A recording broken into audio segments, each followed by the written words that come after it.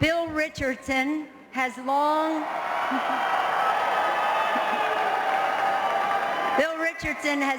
understood that for America to be strong at home, we must be engaged in the world.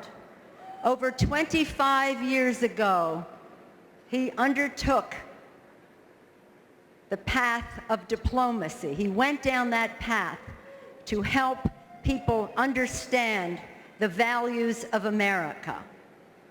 He did this by helping countries change from dictatorships to democracies, by helping war-torn countries come to peace in all the corners of the world, by freeing hostages from tyrants in many places of the world.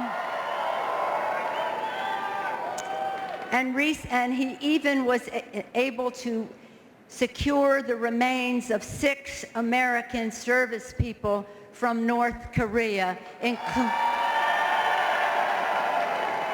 including Clem Booty of Independence, Iowa. As a member of Congress, Bill Richardson has been a champion for revitalizing rural America, especially bringing health care to rural America. As the Secretary of Energy, has been a fighter for the consumer, so they're not victims of price at the pump and home heating oil, and understanding what that means in the economic security of their families. As their representative to the United Nations, he served with great dignity and made all of us very, very proud, again on the path of diplomacy. As the governor of New Mexico, he has kept his promises. He has kept his promises to improve education in New Mexico, to lower taxes, and to balance the budget all at the same time. And as the candidate for President of the United States, Bill Richardson has made getting out of Iraq now his top priority. Ladies and gentlemen, the next President of the United States, Bill Richardson.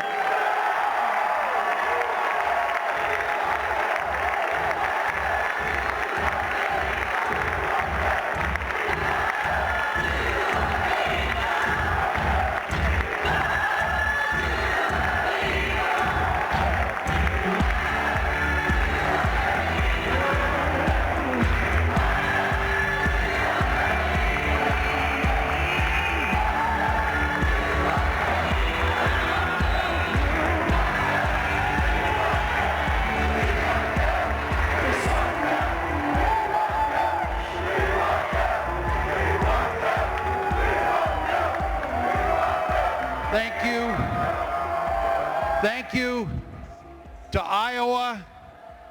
Thank you for making democracy look good. And I am going to salute the most important people here, not all the politicians and political leaders, but the activists, the grassroots caucus goers of Iowa. Thank you again for making democracy look strong. You're going to hear a lot of speeches tonight. The last one, a very good one. But today, this election is about restoring the American dream. That is the mission of all candidates. Restoring the American dream is waking up one cold January morning in 2009 and seeing a Democrat elected to the White House and George Bush gone forever. That is the American dream. In this audience is a Vietnam veteran, a decorated veteran by the name of John Early. John Early, 10 years ago, was captured by Sudanese rebels and kept in captivity for over 40 days. He was beaten and tortured. When I went to get him out, I saw a fellow American who had served his country, but I also recognized that the country where he had been imprisoned was known for repression and torture. And I looked at America this last week and was shamed when the Attorney General of the United States did not admit that waterboarding was torture. And that is wrong. And it was shameful that he got confirmed through the United States Senate without a filibuster. It is wrong, and it is important that anybody that's elected President of the United States, the most important task is to follow the Constitution of the United States. And I commit to all of you here, that I will not go to war without the consent of the Congress. I commit to all of you here that I will investigate torture. And if there is wrongdoing at the highest levels, America will not stand for torture in our system.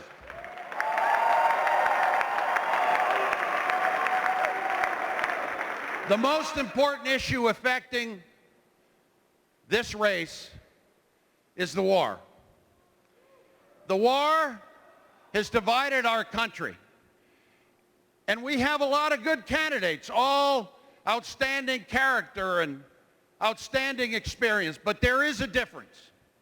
There's a difference with the candidates on how we end the war.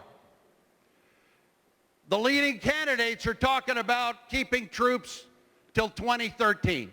Here's my position. I will bring troops back within 1 year. And we will do it. We will do it with a plan. We will do it with a political compromise, a reconciliation, with an all-Muslim peacekeeping force. We will do it with American diplomacy.